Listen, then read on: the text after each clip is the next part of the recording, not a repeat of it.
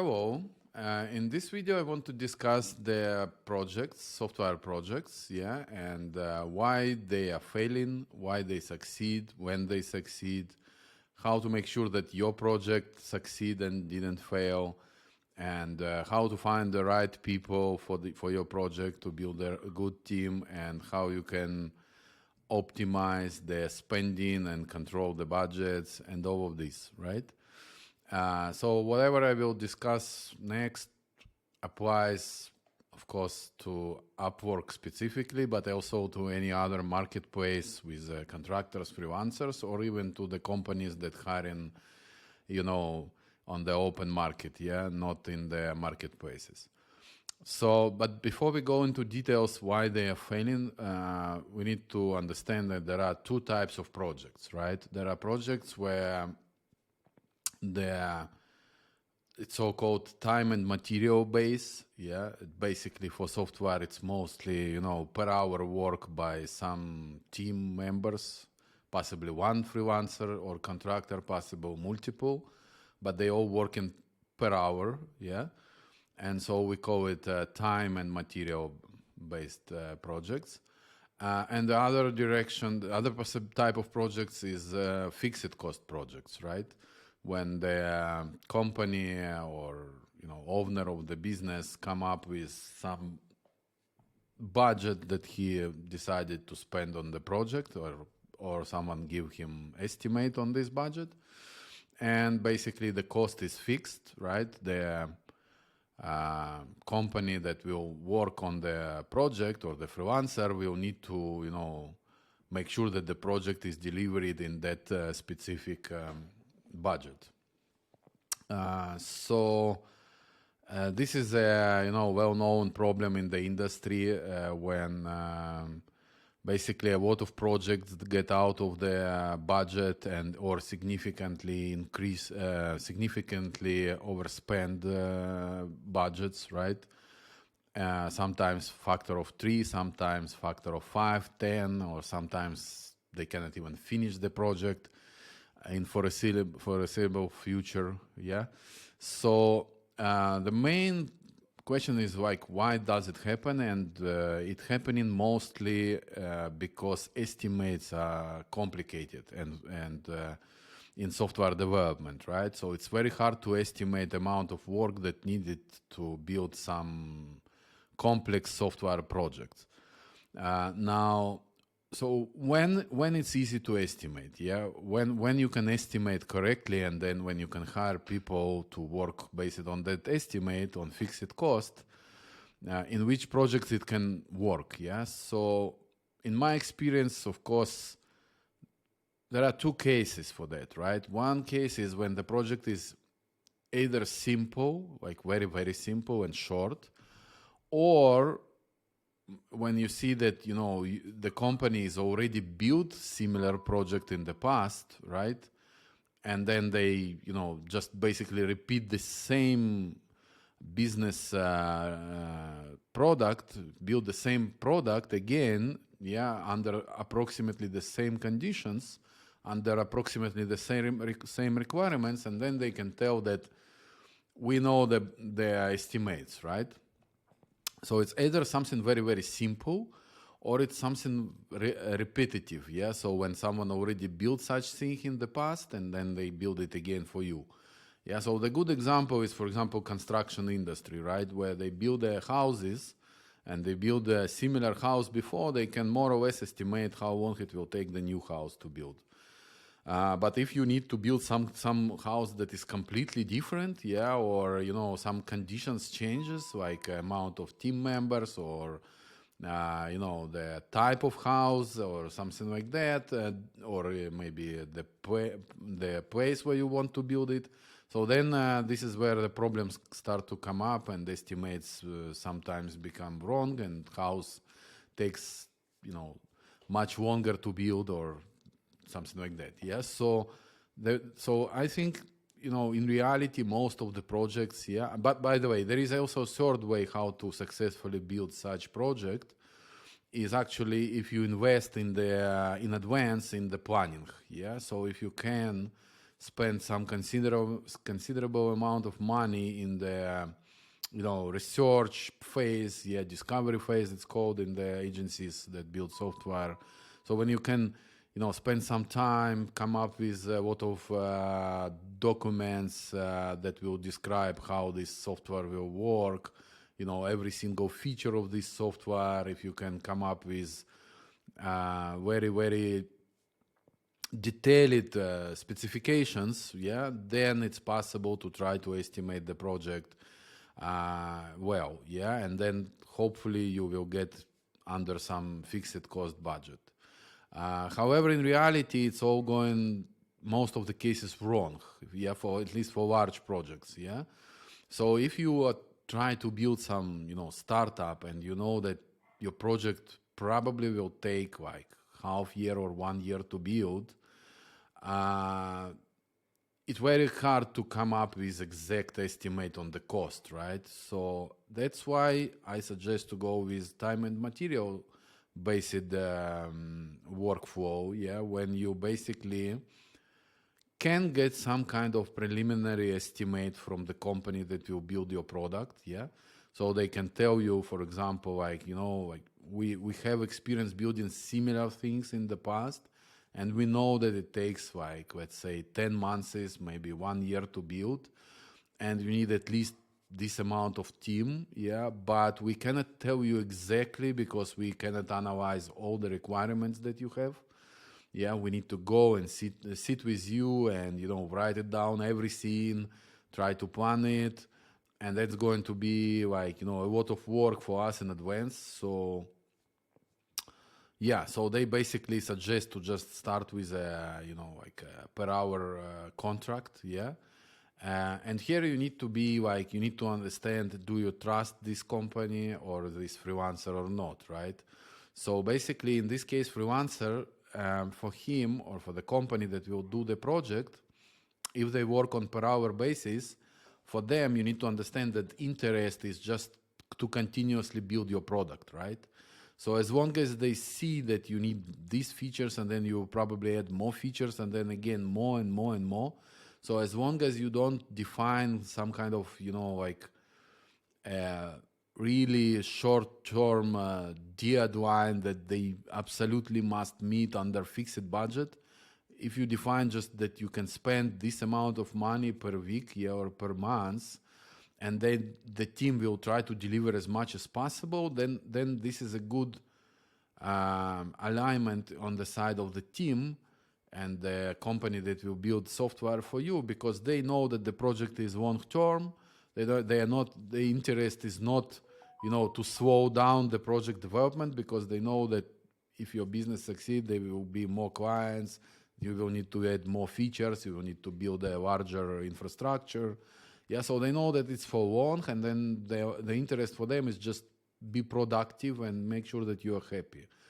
All right, so it's also in your interest to work on this type of project, right? Another reason is why this type of project is better, because you can control basically your budget in terms of weekly or monthly spend, right?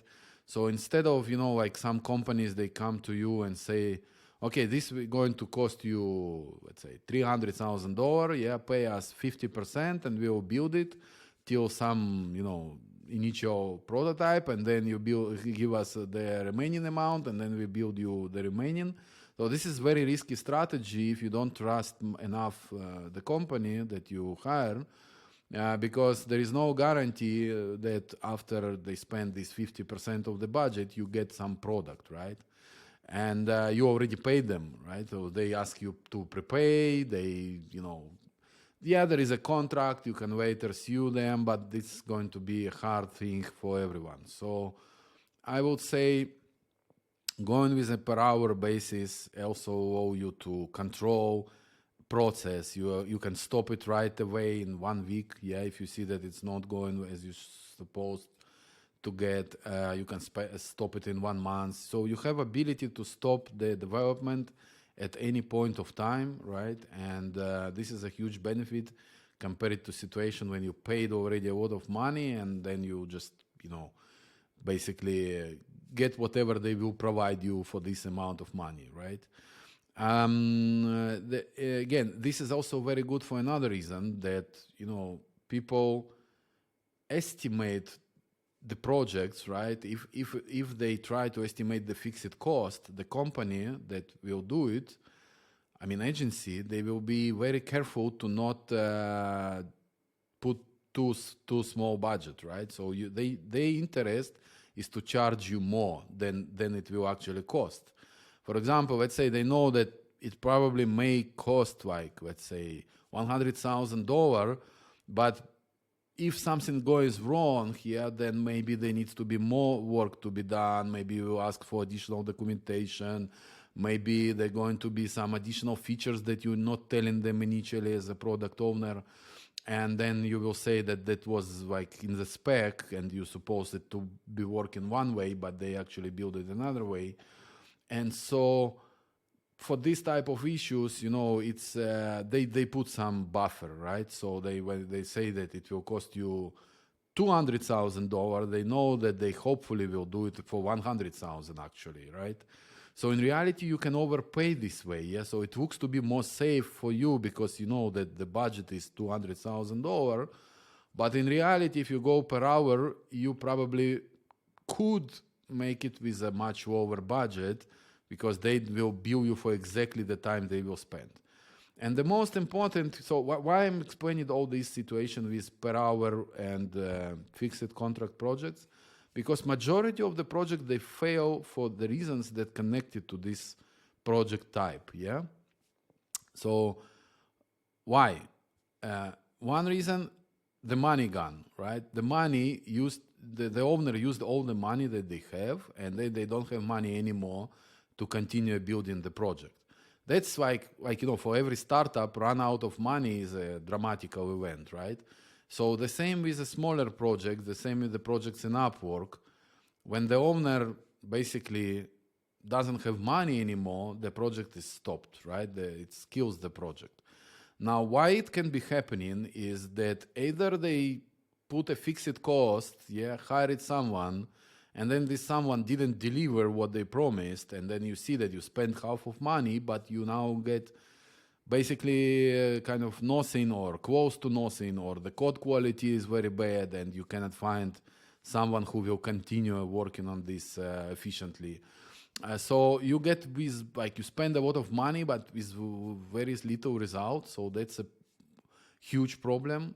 But also when you go with a per hour base, when you if you start over hiring, if you hire too many people in the beginning, if you're spending too much money weekly or monthly, then you can also run out of money, So what we suggest everyone who hire, for per hour projects in Upwork or, anywhere, think about it like that you building company, let's say, like that will have own product, right? Like a Microsoft, they have a Windows. So they constantly improve these Windows, right? They constantly release new versions of it. They build some additional software that runs on Windows, right? So their process is indefinite, right? So I think it will help you to figure out, the best strategy to hire people on Upwork. It's either you have already experience building software products, and then you can estimate more or less how much it will take you to build the initial version of your product, right? And you need to make sure that you have the money for this runway, which in most of the projects, complex projects, large projects, it's usually like 1 year or more, sometimes half year, but very rarely smaller amount of time. So you need to make sure that you have runway for half year, for 1 year, or even better for 2 years, in order to make sure that you will build the product complete, right? So you will have everything on it. So again, that's the best strategy, So when you will calculate the budget, that amount of money that you need to run the project, in most of the cases, just ask the company that you're going to hire how long approximately they think they need to build it and with what team, right? Then you can compare what different companies telling you, and don't select based on what they're telling you, yeah, because I mean in terms of time, because most probably all of them will be wrong, yeah. So one will tell you 6 months, another one will tell you 10 months, another one will tell you 8 months. What decision you can make from it, that it can be from 6 to 10, yeah, something like that. That's your runway, and then you can know what type of team you need, how many developers you need, and then you can calculate the weekly budget, monthly budget, and the total budget, right? And usually it's a range from low value to high value, right? And that will be your budget. And but always add yourself, like, some buffer that, even after they finish this, they still need to put it on live servers. They still need to do some support, some additional features development. So again, I think 99% of the project failing in Upwork for the reason that the owners not understand that they are into this type of project for very long. Yeah, they cannot just hire someone to build them this project for X amount of dollar, because most probably they will need to add more work into it, build some additional features. So I would suggest like plan for marathon, yeah, instead of sprint, unless for sure that you really in the type of business where you need to build it as fast as possible for some fixed cost budget, and then you need to do another strategy, yeah. So this video became long, but I was trying to communicate to you that the main reason why the projects failing in Upwork is because founders who put them into the Upwork or some other marketplace, they don't understand what the complexity of building the software or complexity of estimations of how long it takes to build the software. And so they underestimate the budget, right? They think I can build a Facebook for $50,000, okay? No, you cannot. So you have to make sure that you get some estimates from few contractors possible, yeah, and then you kind of average all them or make a range, and then you need to be confident that in this range you have the budget for that, right? Now the way how to, in the next videos, hopefully we will talk, in the next videos, we will talk about how to make sure that you can actually pull it with a smaller budget, yeah? So if the company tell you like we need a year, so how can you build this product in half year or maybe in 3 months? What are the ways to do it? And that will be discussed in the next videos. If you have your project, yeah, and you want us to, and you want to get some estimates about it, yeah, some discussions how to build this type of product, how much effort needed, what team you need for this. So you're welcome to contact me and my team, and we'll do it for you. We will, analyze with you your project, and we will try to come up with the best strategy how to run it. But as I told in the previous introduction videos, we are focusing more on the time and material basis. So if you're looking for build the project on some fixed cost, unless it's really very, very big, we are not the good match for your project. We really focusing on the long-term project that people, build like a lifetime business basically. Yeah, so they start small, they deliver, work in software fast, but then they improve, build the next phases. So that's type of the projects that we mostly work with, and in this type of projects we know how to execute them well, and we will help you to to succeed. Thank you very much for watching this.